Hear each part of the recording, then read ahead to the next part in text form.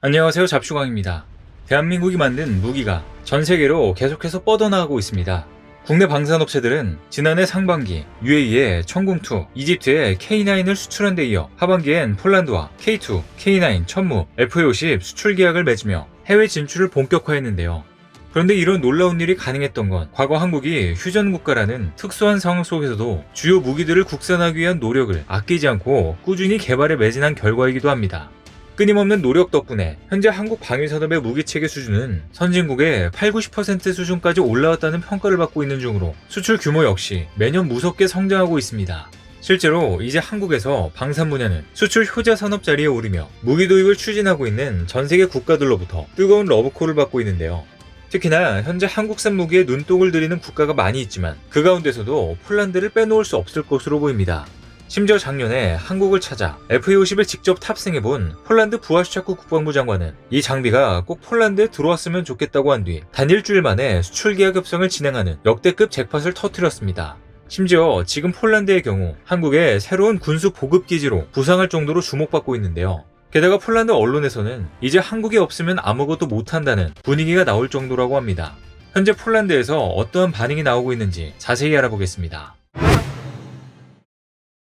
불과 작년에 한국산 무기를 싹쓸이해간 폴란드 내 상황은 지금도 한국이 없으면 아무것도 못한다는 분위기가 지배적인 상황입니다. 그리고 이런 사실은 폴란드 언론 디펜스24가 보도한 제목만 봐도 단번에 알 수 있는데요. 최근 디펜스24는 폴란드는 한국 방위산업의 최대 고객이 됐다면서도 한국 장비의 첫 인도는 폴란드 역사상 가장 중요한 대규모 현대화 프로그램의 시작이라고 강조했습니다.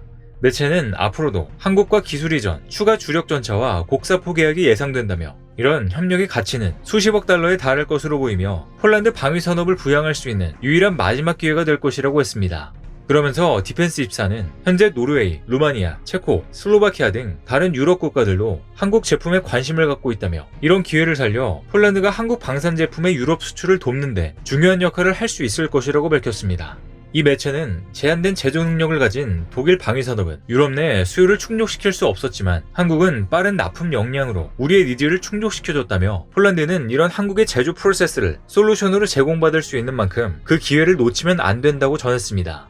즉 현재 폴란드 내에서는 이번 한국과의 방위산업 협력을 다시는 없을 큰 기회로 보고 있으며 폴란드 방위산업을 대폭 강화시킬 수 있는 절호의 찬스로 보고 있는 것 같은데요. 실제로 앞서 K2, K9이 폴란드 현지에 첫 상륙했을 때 폴란드 두다 대통령 등 거물급 인사들이 버선발로 뛰어나와 부두에서 하역하는 한국산 무기들을 맞이했던 것만 봐도 얼마나 끔찍히 여기는지 확실히 느낄 수 있었습니다. 이런 분위기를 반영하듯 폴란드는 미국보다 한국과 더 많은 금액의 방산 계약을 체결하며 방산 협력의 중심이 어느 나라에 있는지 확실히 알려줬는데요. 주요 외신에 따르면 최근 폴란드 정부는 미국으로부터 14억 달러치의 M1 에이브람스 전차 116대를 수입하기로 계약했습니다. M1 에이브람스 전차는 크라이슬러 방위사업부가 설계해 1980년부터 생산한 미국제 주력 전차로 1981년 미국 육군에 처음 실전 배치됐고 현재는 제너럴 다이나믹스 육상사업부가 생산하고 있습니다. 폴란드 정부는 재작년에도 미국으로부터 250대 M1A1 에이브람스 탱크를 구입했지만 이번엔 구입 규모를 확 줄이면서 K2를 비롯해 한국산 전차에 주력할 것임을 드러냈는데요. 그것도 그럴 것이 최근 K2 전차의 경우 내부가 공개되자마자 미국도 깜짝 놀랄 정도로 최신식 장비와 군사장비로 탑재돼 세계 최강의 전차라는 타이틀이 걸맞았기 때문입니다.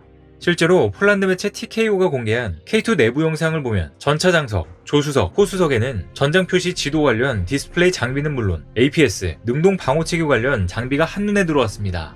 러시아의 대전차 미사일을 제압하기 위한 최적의 장비가 K2 내부에 탑재돼 있었던 것인데요. 실제로 폴란드 수출형 K2 전차에는 하드킬, 능동 방호체계 APS가 적용돼 날아오는 미사일을 직접 요격해 무력화시킬 수 있는데 미국도 포기한 넘사벽 전차 방어력을 한국이 첨단 기술로 가능하게 한 것입니다. 이러한 이유로 앞으로 폴란드 정부는 한국과 구매 계약을 맺은 전차를 인도받으면 현재 보유 중인 레오파드 전차를 우크라이나에 넘길 것으로 보이는데요. 월스트리트저널에 따르면 최근 폴란드의 한 고위급 외교관은 주력 전차인 레오파드 탱크를 넘겨달라는 우크라이나 요청을 검토 중이라고 밝혔습니다.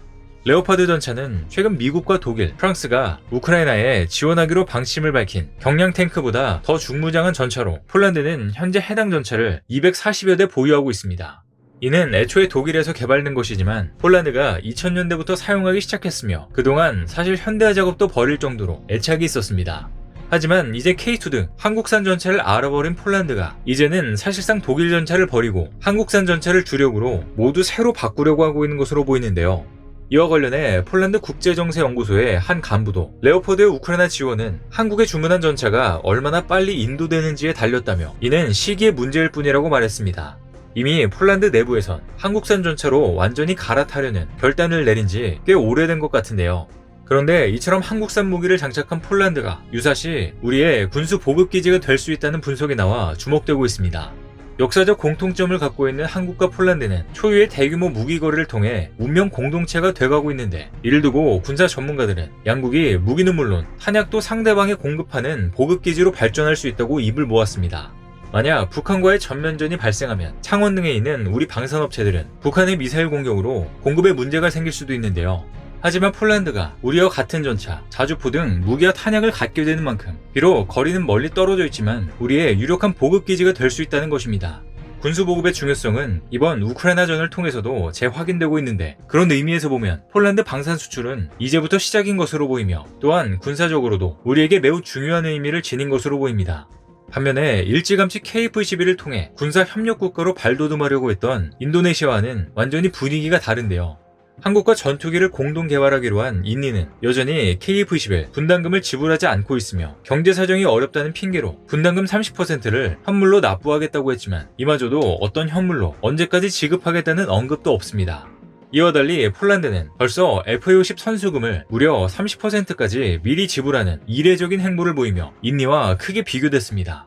통상적으로 무기 수출 계약금의 선수금은 10% 정도 비율에 1년 정도 여유를 두고 지불하지만 폴란드가 예상과 달리 빠르게 돈을 입금하면서 얼마나 한국산 무기 도입을 원하고 있는지 절실히 드러냈는데요. 그래서 KF-21에 있는 인니 국기를 폴란드 국기로 바꾸자는 의견도 제기되고 있는 것입니다. 게다가 최근 건설 분야에서도 폴란드와의 계약 청신호가 잇따라 들려와 우리에게 희소식을 전해주고 있습니다. 주요 언론에 따르면 얼마 전 한수원이 폴란드 퐁트누프 원자력 발전 기본 계획을 민간 발전사인 제팍에 제출한 것으로 확인됐습니다.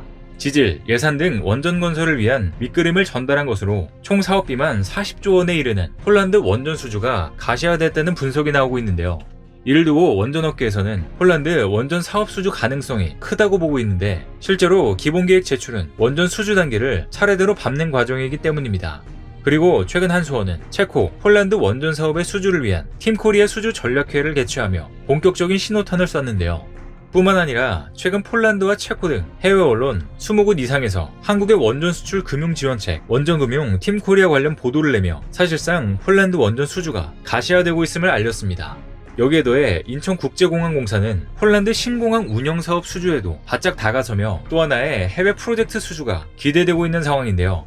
최근 인천공항공사가 폴란드 신공항 개발 운영 사업에 대한 예비 타당성 조사 연구 용역을 입찰 공고한 만큼 우선 협상 대상자로 선정될 가능성이 큰 상태입니다. 앞서 작년에 한국과 폴란드는 STH 신공항 사업 추진을 위한 포괄적 성격의 G2G 정부 간 상호협력 양해각서를 체결한 바 있으며 조만간 우선 협상 대상자가 선정될 전망입니다. 뿐만 아니라 한국 기업들은 폴란드의 국방에 이어 에너지 안보까지 돕는 든든한 지원군이 됐는데요. 지난달 울산항에서는 현대중공업과 현대사모중공업이 건조한 초대형 친환경 LNG 운반선 명명식이 열렸는데, 이들이 차례대로 취항하면 폴란드의 LNG 수급까지 숨통이 트일 수 있을 것으로 보입니다. 폴란드는 우크라이나 전쟁 전까지만 해도 가스를 러시아로부터 수입했지만 현재는 노르웨이에 있는 LNG 재고를 공급받으며 근근히 버티고 있습니다. 이처럼 여러모로 한국은 폴란드엔 없어서는 안 될 든든한 지원군으로 자리 잡고 있는데요. 다양한 분야에서 양국의 협력이 한층 더 두터워져서 윈윈하는 관계가 됐으면 합니다. 오늘 준비한 소식은 여기까지입니다. 댓글을 통한 여러분들의 많은 의견 기다리겠습니다. 시청해주셔서 감사합니다.